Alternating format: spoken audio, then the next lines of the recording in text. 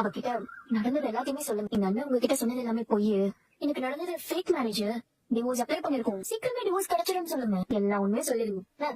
எத்தையுமே மறந்துடுங்க. எல்லாத்தையுமே சொல்லிட்டு அந்த பொண்ணு கூட உங்க லவ் நீங்க கண்டினியூ பண்ணுங்க. அதுதான் கரெக்ட். இல்ல அவன் தான் ஏதோ வளரானா, நீயும் என்னப்பா அந்த பொண்ணு மறுபடியும் போய் பார்க்க சொல்ற? ஆமாண்ணே, இப்படி கேட்ட கேள்வி எல்லாமே கரெக்ட் தானே. ஒரு போட்டுமா சொல். ஏன் நீ நிக்கிறீங்க?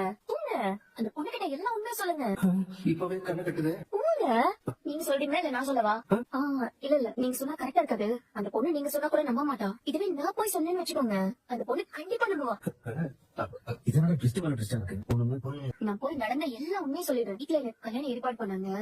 அதுல இருந்து எஸ்கேப் ஆக சோழன் தான் எனக்கு ஹெல்ப் பண்ணாரு. அப்பதான் எனக்கு கல்யாண டிராமால அவர் மாட்டிக்கிட்டாரு. நடந்தது கல்யாணமே இல்ல, ரூல்ஸ் கூட அப்ளை பண்ணிருக்கோம்.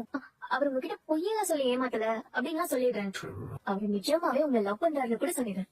சூப்பர்மா. ஒரு வார்த்தை சொன்னாலும் திருவார்த்தை, அதுவும் ஓபாயால சொன்ன பாரு, அதுதான் அருமை.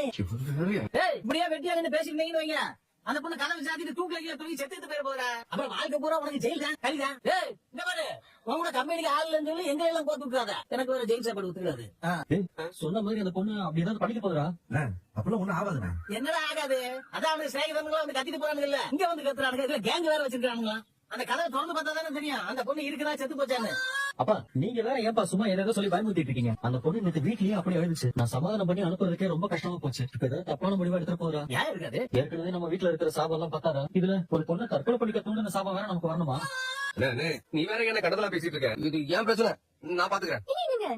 இது உங்க பிரச்சனை கிடையாது, உங்க பிரச்சனை.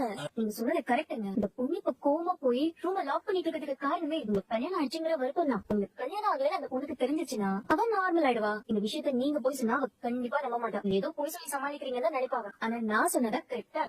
இங்க வேற ஏங்க முழுக்க என்ன